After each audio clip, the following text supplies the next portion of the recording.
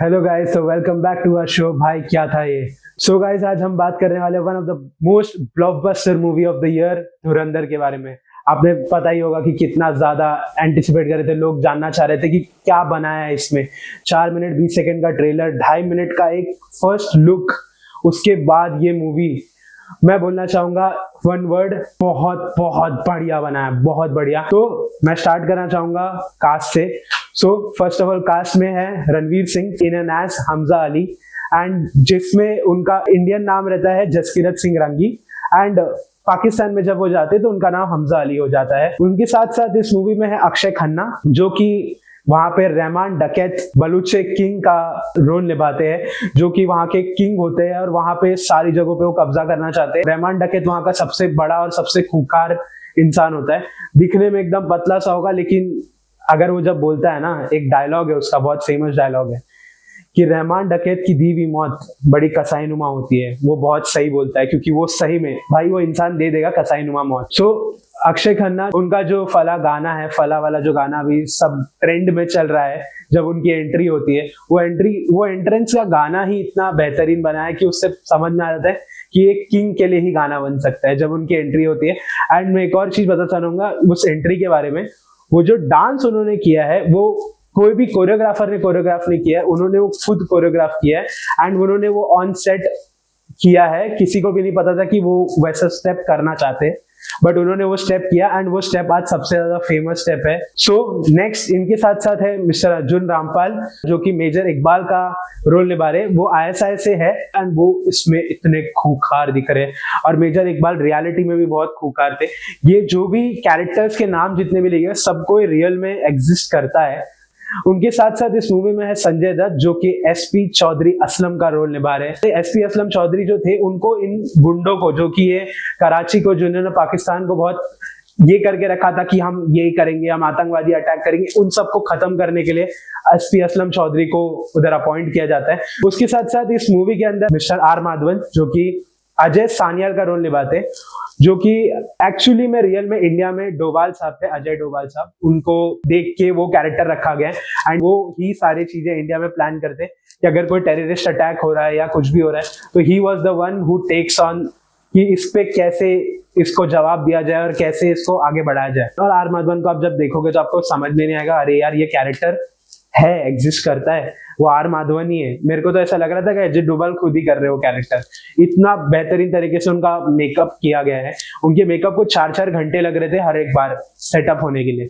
उनमें एक प्रोस्थेटिक्स के टाइम पे उनका एक चीज आ रहा था, जब उनका लुक टेस्ट हो रहा था तो उस टाइम पे ना उनकी लिप्स में प्रॉब्लम हो रही थी, कि वो लिप्स ना बड़ी दिख रही थी। तो आदित्य धार जो हमारे डायरेक्टर है, उन्होंने बोला कि आप लिप्स को पतली कर लो, और जैसे ही उन्होंने लिप्स पतली की, पूरा लुक परफेक्टली बैठ गया था, जो कि आर माधवन जी ने खुद बताया था जब इनका ट्रेलर लॉन्च था तभी। इसके बाद राकेश बेदी जी भी है, जो इस मूवी में, इनका नाम है जमील यमाली, जो कि एक पॉलिटिशियन का रोल निभा रहे हैं, और वो इन सारे गुंडे लोग के साथ काम करते हैं, ये सारे आतंकवादियों के साथ भी काम करते हैं।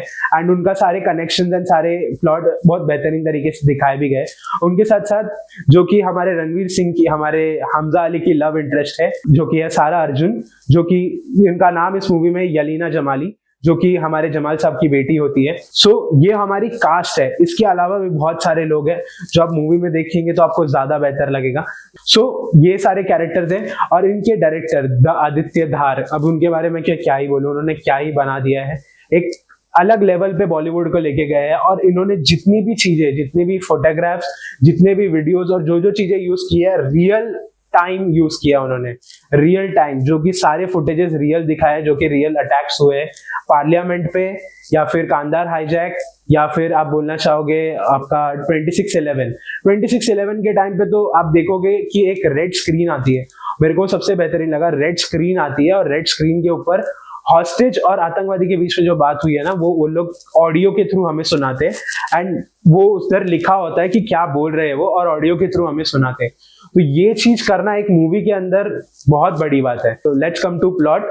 सो प्लॉट यहाँ है कि कांदार हाईजैक से स्टार्ट होता है, कांदार हाईजैक, फिर उसका 2001 पार्लियामेंट अटैक। तो ये जब होता है तो इसके बाद जो हमारे अजय सानियाल साहब है, आर माधवन साहब, वो एक लेते हैं कि हमें कुछ करना चाहिए, हमें पाकिस्तान में घुस के उनका सब कुछ खत्म कर देना चाहिए हमारी तरफ से एक आदमी भेज के, और वहां पे वो सारे अपने गैंग्स बनाते जाएगा और वहां पे पाकिस्तान को तबाह कर देगा। तब ऑपरेशन धुरंधर स्टार्ट होता है। रणवीर सिंह को इंट्रोड्यूस किया जाता है डायरेक्टली इन पाकिस्तान, कराची में। जब वो पाकिस्तान जाते हैं, उनका कैसा जर्नी होता है, वो सारी चीजें बताई जाती है कि वो कैसे एंटर करते हैं। इसके साथ साथ इन लोग ने इसमें ये भी बताया जितने भी अटैक्स जो भी हुए, वो लोग ने ये दिखाया कि कैसे हथियार इधर से उधर सप्लाई होते हैं, कैसे सारे नोट्स जाते हैं, कैसे कौन कॉल करता है, कैसे बातें होती, ये सारी वो लोग ने एकदम परफेक्टली और रियल में बताया है, जो कि रियलिटी में हुई है। वो चीजें यहाँ पे इन्होंने बताई भी है, और उन्होंने लिखा भी है एक जगह पे कि कुछ चीजें रियल बेस्ड है, कुछ चीजें फिक्शनल बेस्ड है। सो यू कैन से कि हाँ, ऐसा बताया है। इसके साथ साथ इस मूवी में जब ये सारी चीजें चलती रहती है, मेरे को सबसे ज्यादा दिल दहला देने वाला, और पूरा सिनेमा हॉल साइलेंट एक ही जगह पे था जब 26/11 का अटैक चल रहा होता है, एंड वहां पर रणवीर सिंह खड़ा होता है, एंड वहां पे सब लोग अल्लाहू अकबर चिल्लाते रहते हैं, एंड रणवीर सिंह वहां से खड़ा रहता है। वो सुन है, उसके सामने इंडियंस मर रहे हैं उसके सामने, और वही लोग मार रहे हैं जो उसके सामने खड़े हैं, लेकिन वो उनके साथ कुछ नहीं कर सकता, और लेकिन उसको अल्लाह अकबर का नारा लगाना पड़ता है। तो इस चीज से पता चलता है कि इस मूवी को कितना टाइम लगा है इस चीज को डेप्थ में जाने के लिए, रणवीर सिंह को भी उस कैरेक्टर के डेप्थ में जाने के लिए, क्योंकि जब आंसू आ रहा है, वो इमोशन आ रहा है चेहरे पे, वो दिख रहा है उसके चेहरे पे। मैं एक चीज बोलना चाहूंगा, ये धुरंधर का सबसे मेन बेस, धुरंधर का मेन बेस है अक्षय खन्ना, रहमान डकैत। भाई उसने ये पूरी मूवी ना खा ली है, मतलब खाली इन द सेंस कि भले एंट्री हो, भले मारना हो, भले ताकत दिखानी हो, या जो भी कुछ है, उस बंदे ने उसका एक अलग लेवल सेट किया। And I would say Akshaye Khanna did a great job as an Rehman Dakait, और ये पूरा मूवी ही रहमान डकैत पे बेस्ड है। जब ये मूवी एंड होते होते यू विल सी कि मैं क्यों बोल रहा हूँ कि रहमान डकैत पे ही सिर्फ बेस्ड है। एंड एंड में आपको एक और बहुत बड़ा सरप्राइज मिलने वाला है, जो कि है धुरंधर पार्ट 2 भी आ रहा है, जो कि ग्लिम्स दिखाया गया था थिएटर के अंदर, जिसमें बताया गया था कि रणवीर सिंह कराची जाने से पहले उसकी ट्रेनिंग कैसे हुई, उसको कैसे ट्रेन किया गया टू वहां, एंड वहां पे जाने के बाद वो वहां का किंग कैसे बन जाता है, वो भी चीजें बताई जाएगी। उसके साथ साथ मेजर इकबाल, जो कि अर्जुन रामपाल है, उनके ऊपर भी है बेस्ड, एंड चौधरी असलम, कि वो कैसे अब इन सबको हटा के एक अच्छा पीस नेशन बनाना चाहता है पाकिस्तान को। वो तो ये सारे कैरेक्टर्स को धुरंधर पार्ट 2 में दिखाया गया, मतलब धुरंधर पार्ट 1 कितना सा है आप समझ सकते हो। सो इसके बाद मैं बोलना चाहूंगा the director, the one of the most greatest director I would से, आदित्य धार। इन्होंने उरी की, आर्टिकल 370 किया, उसके बाद धुरंधर, मतलब 6 साल लगे उनको धुरंधर बनाने में। और उसके पहले जब ये कास्ट के पास जब ये स्टोरीज लेके जा रहे थे, तो वहां पे जब ये सुनाने जा रहे थे, तो अपनी पूरी की पूरी अच्छे से एक बोलते ना बिल्डअप लेके जा रहे थे कि हाँ मेरे पास हर चीज का आंसर है, कि ये चीज पाकिस्तान में होती है कि नहीं होती है। मैंने सब चीजें मतलब उतना बेहतरीन रिसर्च करके जा रहे थे। अगर किसी भी कास्ट या कैरेक्टर के पास वो जा रहे थे जब अपनी स्टोरी सुनाने के लिए, तो उनके पास हर चीज की बैकिंग थी, हर चीज का रिसर्च था, हर कैरेक्टर के बारे में रिसर्च था, वो जिसके पास जा रहे थे। तो ये चीज मैं बोलना चाहूंगा, आदित्य धार टाइम लेते हैं लेकिन बहुत बेटर चीज बनाते हैं। Being a director I would say one of the greatest person Aditya Dhar. और इन्होंने एक और चीज बताया कि जब इन्होंने रणवीर सिंह को ये कैरेक्टर 2 साल पहले सुना था, रणवीर ने बोला था कि मैं इसको करना चाहूंगा, और उन्होंने 2 साल लिए इस कैरेक्टर के बेस में आने के लिए। और आप जो भी देख रहे हो रणवीर सिंह का is not prosthetics, its original. उसने सही में उतने बाल उगाए, उसने सही में उतनी बियर्ड रखी थी, और जितना बॉडी उसने बिल्ड किया है वो सिर्फ इस कैरेक्टर के लिए किया है। सो गाइज, मैं इस मूवी के कुछ ऑफ स्क्रीन पीपल के बारे में भी बात करना चाहूंगा।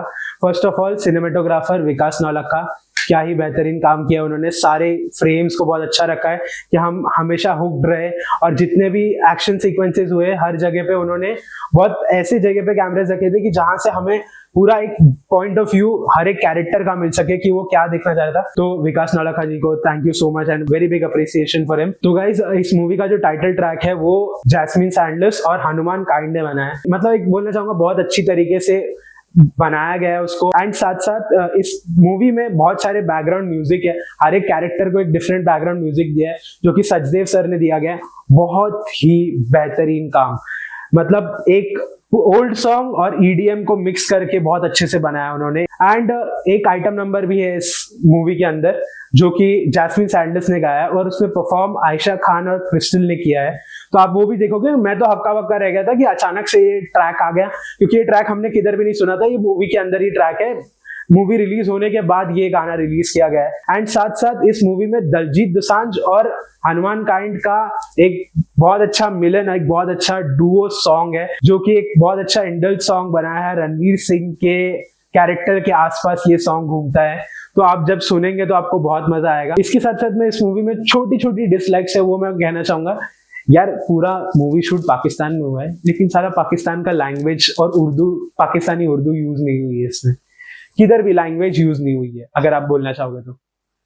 यार किसने पूरे मूवी में ना भाईजान नहीं बोला है, आपको पता है। तो ये सारी छोटी छोटी चीजें पता नहीं है कैरेक्टर के हिसाब से रखा गया है, या फिर आदित्यदार चाहते थे कि ये चीज ना ही हो, हम इसको प्योरली हिंदी रखे, ऐसा है। और इस मूवी में और कोई खराबी नहीं है। तो गाइस मेरी तरफ से इस मूवी को 4.5 स्टार आउट ऑफ 5।